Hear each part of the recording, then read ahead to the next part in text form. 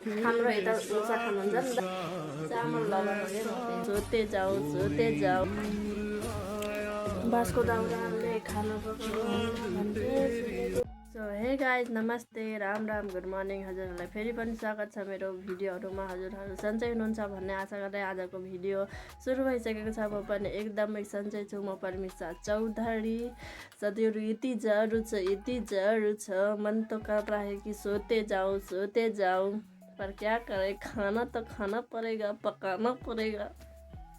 बिस्तराबाट उठ्नै मन छैन हौ, तर के गर्नु खानु पर्यो पकाउनु पर्यो उठ्नु पर्यो। गाह्रो छ, घरको हालत त्यस्तो छ, घर मिलाउनु पर्यो।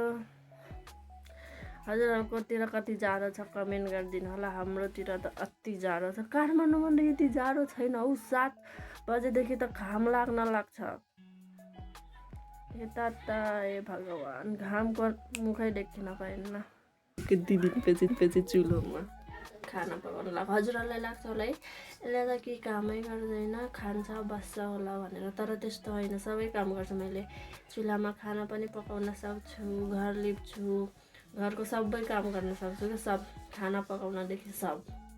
तर एउटा दुःख छ यसमा, आगोमा खाना पकायो भने कालो भाँडा माझ्नुपर्छ। यति दुःख हुन्न नि कालो भाँडा माझ्न, क्या कहूँ मैं, पर पकाना तो पड़ेगा ही ना, खाना तो पड़ेगा, इसलिए मैं पकाऊंगी और मासूंगी भी। अरूको बुढाले घर आउँदाखेरि घर पठाउँदाखेरि कसैले के दिनुहुन्छ, कसैको अब अङ्गुर स्याउ केरा सुन्तला अब जे मौसम हुन्छ त्यस्तै अनुसारले दिन्छ नि त। तर मेरो बोयफ्रेन्डले मेरो बुढोले त चामल लभर हो क्या म, त्यही भएर। हजुरहरू विश्वास गर्नु या नगर्नु होइन, तर मलाई केही चिज खाएपछि चामल खानुपर्छ। चामल लभर हो क्या साथीहरू, चामल लभर। हजुरहरूको घरमा यस्तरी मुसाले खान्छ कि खाँदैन?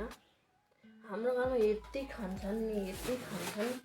यता हेर्नु नि पुवाल। अब गरौँ के गरौँ साथीहरू, साँच्चै होइन। हाम्रो यता मुसा खानुहुन्छ नि त, अनि उतातिर बारा जिल्लातिर मेरो कान्छाको घरतिर चाहिँ खाँदैन मुसा। अनि त्यसपछि अनि के अरे मुसा खान्छन् थारूहरूले भनिसकेपछि यस्तो रियाक्सन हुन्छ उता, मुसा खान्छ यो त मुसाहरूले मात्रै खान्छ यस्तो भन्नुहुन्छ क्या।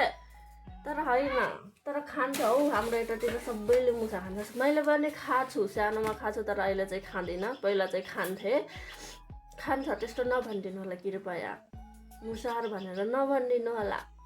यस्तो जाडो मौसममा यस्तो तातो चौचौ खानेको मजा हर के थाहा, त्यसैले खानुहोस्।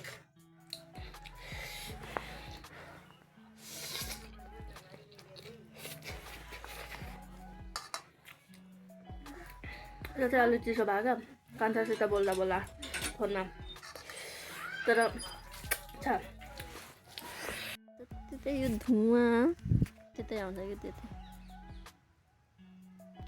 अब यता फर्क्यो यतै आउँछ, उता फर्क्यो उतै आउँछ। यो आगोले कति माया गरेको मलाई।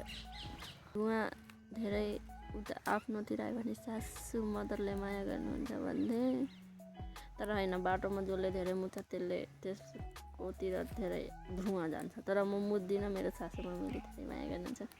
अहिले म यस्तो सिचुएसनमा छु नि, भन्नु के गर्नु, भन्नु रुम त हाँसो आउँदैन, हाँसौँ त हाँस्दैन सक्दैन।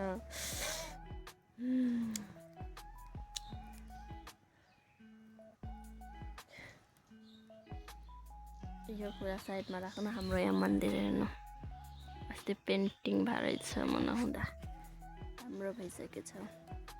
जे होस् प्रगति नगरमा प्रगति हुँदैछ, हुनु पर्यो नि त। साथीहरू देख्नु भएको छ नि, खतरा छैन मेरो कानको झुम्काना।